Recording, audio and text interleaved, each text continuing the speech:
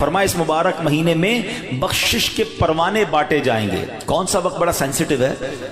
जो इफ्तार का वक्त है ना, ये बड़ा सेंसिटिव है, बड़ा हसास, बड़ा खूबसूरत वक्त है। हदीस पाक में आता है जिसका मजमून है हर रोज इफ्तार के वक्त 10 लाख गुनाहगारों की बख्शिश की जाएगी।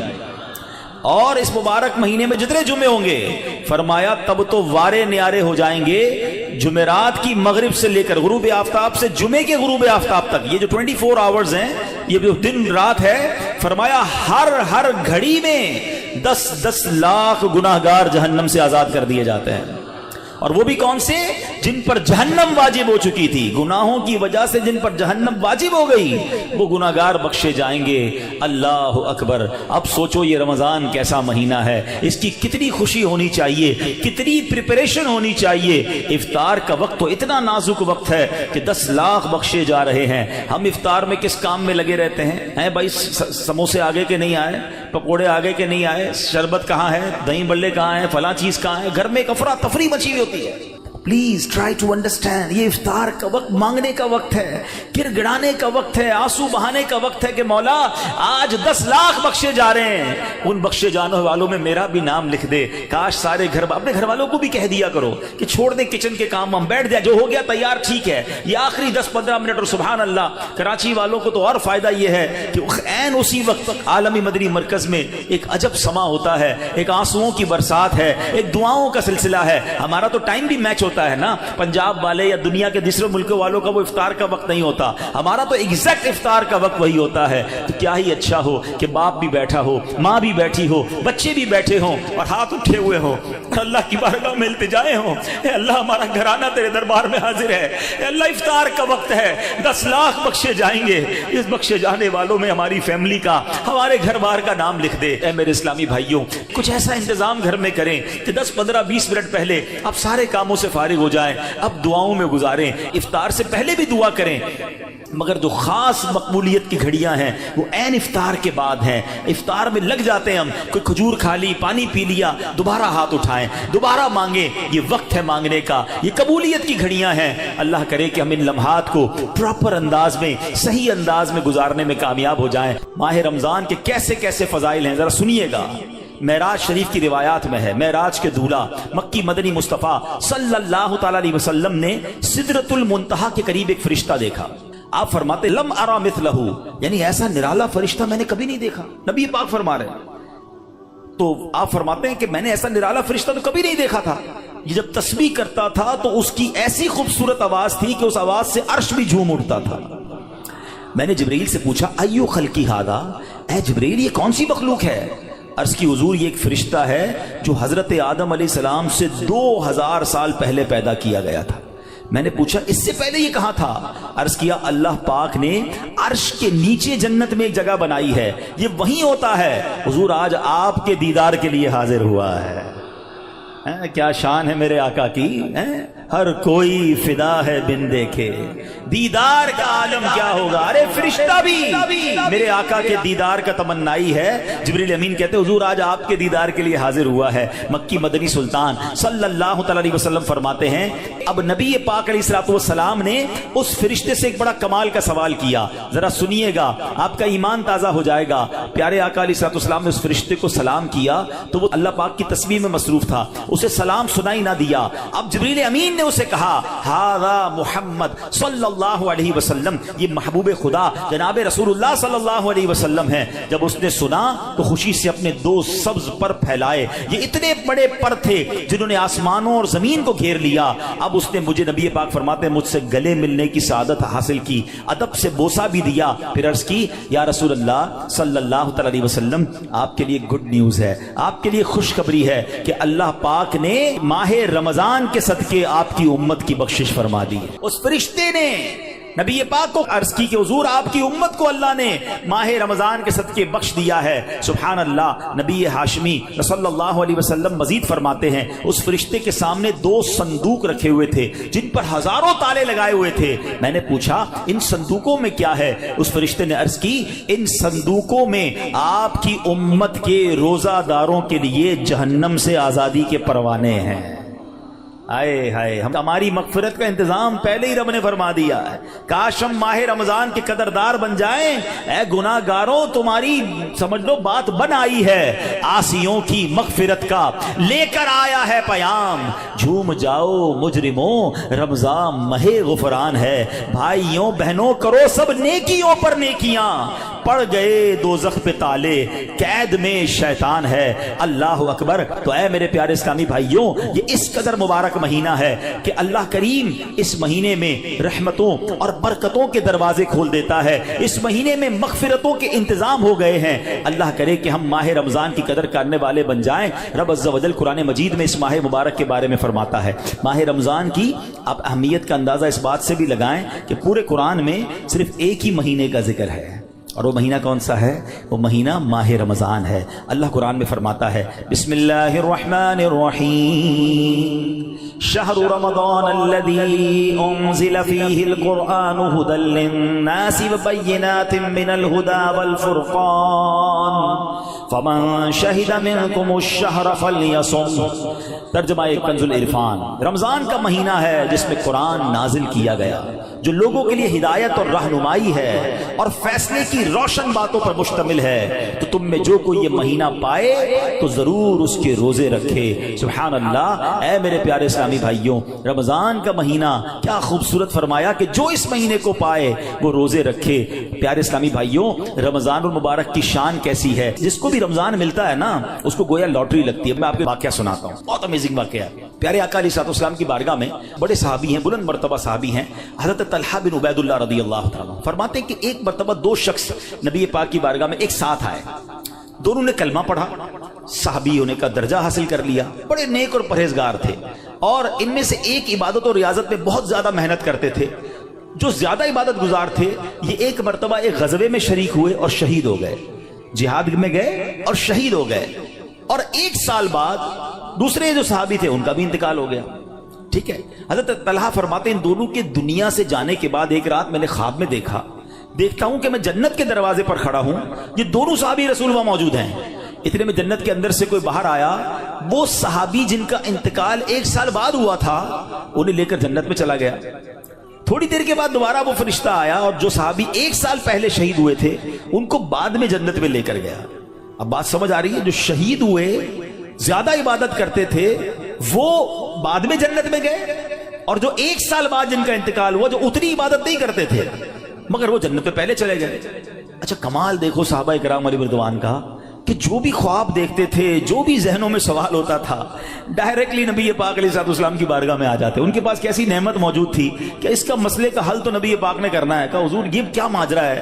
شہید وہ ہوئے، عبادت بھی زیادہ کرتے تھے، جنت میں وہ بعد میں جا رہے ہیں، جن کا انتقال بعد میں ہوا حضور وہ پہلے جا رہے ہیں جنت میں۔ اللہ اکبر۔ تو نبی پاک علیہ السلام نے کیا خوبصورت جواب دیا، فرمایا یہ دوسرے صحابی ایک سال زیادہ زندہ نہیں رہے؟ کہا جی حضور یہ تو ایک سال زیادہ زندہ رہے۔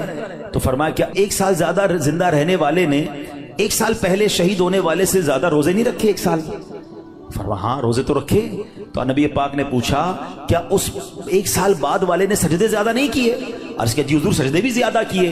تو نبی پاک نے فرمایا بس اسی وجہ سے ان دونوں کے درمیان زمین و آسمان کا فرق ہے۔ بات سمجھ آ رہی ہے؟ مومن اور نیک آدمی کی لمبی عمر یہ اس کے لیے بہت بڑی سمجھ لو فائدہ ہے کہ وہ جتنا جیتا ہے اتنے سجدے زیادہ کرتا ہے، اتنے رمضان اسے ملتے ہیں۔ یاد رکھیے گا، بندہ نیک ہو اور عمر طویل ہو تو اس کے وارے نہیں آ رہے ہیں، لیکن اگر بندہ گناہ گار ہے، اس کی عمر بڑی ہو جائے تو وہ تو مارا گیا نا، اس کی تو روز نماز قضا ہو رہی ہے، اس کے رمضان کے روزے بھی قضا ہو رہے ہیں، وہ روز جھوٹ بول رہا ہے، وہ روز حرام کما رہا ہے، تو اس کا تو گناہوں کا میٹر جاری ہے نا۔ یہ لوگ بڑی عمر کی جو دعا کرتے ہیں نا، بڑی اچھی نعمت ہے یہ، لیکن اللہ سے ہمیشہ یہ دعا کریں کہ مولا نیکیوں والی طویل عمر عطا فرما، عافیت والی طویل عمر عطا فرما۔ تو پتہ چلا کہ پھر رمضان آ رہا ہے میری بخشش کروانے، پھر رمضان آ رہا ہے میرے نامہ اعمال میں۔ تو پتہ چلا کہ ماہ رمضان یہ ہمارے لیے بہت بڑا احسان ہے۔ اللہ خیر سے رمضان عطا کر دے، اس کو ضائع نہ ہونے دینا، اس کو خوب نیکیوں میں گزارنا۔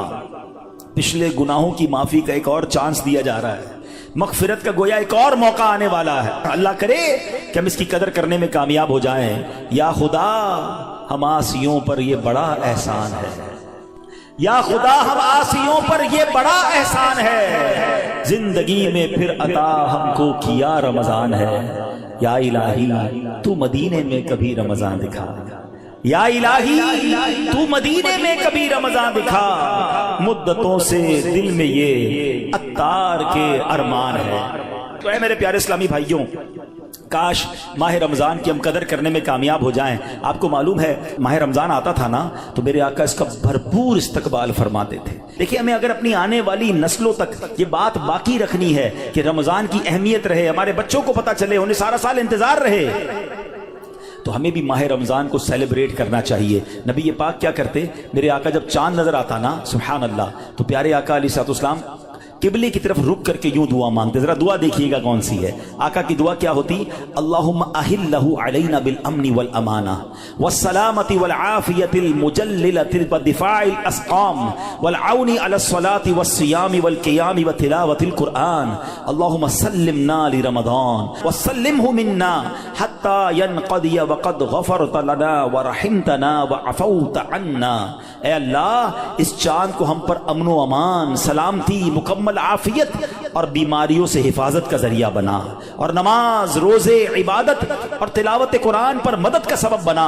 اے رب کریم ہمیں رمضان کی وجہ سے سلامتی عطا فرما، یعنی اسے ہمارے لیے سلامتی والا بنا اور اسے ہم سے سلامتی عطا فرما، یہاں تک کہ جب یہ رخصت ہو تو تیری مغفرت و رحمت اور عفو درگزر ہمارا یقینی مقدر بن چکا ہو. سبحان اللہ. تو پتا چلا رمضان مبارک کی آمد پر خوشخبریاں دینا، لوگوں کو مبارکباد دینا، یہ اچھا کام ہے. انشاءاللہ اگر ہم رمضان کی آمد کی خوشی بنائیں گے اللہ کی رحمت جوش میں آئے اور کاش ہم جنت کے حقدار بن جائیں. مگر ایک احتیاط اس میں کرنی ہے.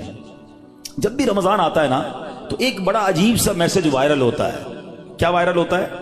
حدیث پاک میں ہے کہ جس نے سب سے پہلے آمد رمضان کی مبارک دی اس کے لیے جنت واجب ہو جاتی ہے. ایسی کوئی حدیث ہمارے آقا مکی مدنی مصطفیٰ صلی اللہ تعالی علیہ وسلم سے ثابت نہیں ہے، نہ ہی رمضان کے بارے میں نہ ہی کسی مبارک مہینے کے بارے میں. ایسے جھوٹے میسیجز کو آگے بڑھانا نہیں چاہیے. جو بھی آپ کو میسج بھیجے اس کو محبت کے ساتھ سمجھائیں کہ ایسی کوئی حدیث نہیں ہے. حدیث پاک ذرا غور سے سن لیں. جو ہر میسج آگے فارورڈ کر دیتے ہیں نا، پہلے چیک تو کریں یہ حدیث ہے بھی کہ نہیں. ہم کہیں جھوٹی حدیث یا جھوٹی بات پھیلانے کا سبب تو نہیں بن رہے. حدیث پاک سنیے گا، من کذب علی متعمدا فلیتبوأ مقعدہ من النار. آقا فرماتے جس نے مجھ پر جان بوجھ کر جھوٹ باندھا، مثلا نبی پاک علیہ الصلوۃ والسلام نے کوئی بات فرمائی نہیں تھی اور یہ کہہ دیا کہ پیارے آقا علیہ الصلوۃ والسلام کی حدیث ہے، تو ایسا بندہ اپنا ٹھکانہ جہنم میں بنا لے. تو بالکل بھی اور لوگ اچھا یہ تو عجیب ہے نا، کہیں بیٹھے اللہ قرآن میں یہ فرماتا ہے بھائی قرآن میں آیا ہے، کدھر آیا ہے بھائی یہ اس کو بھی نہیں پتا ہے. حدیث میں یہ بات آئی ہے، بھائی کون سی حدیث کس کتاب ہے پتا کچھ نہیں ہے، اپنی طرف سے بولی جا رہے ہیں. بھائی کس نے کہا ہے آپ کو؟ قرآن میں آیا ہے، حدیث میں آیا ہے. آپ کو جب پتا نہیں ہے، آپ کو یاد نہیں، اتنا سخت معاملہ ہے نبی پاک کی طرف جھوٹ باندھنا ہے. اور آقا نے کیا فرمایا؟ اپنا ٹھکانہ جہنم بنائے.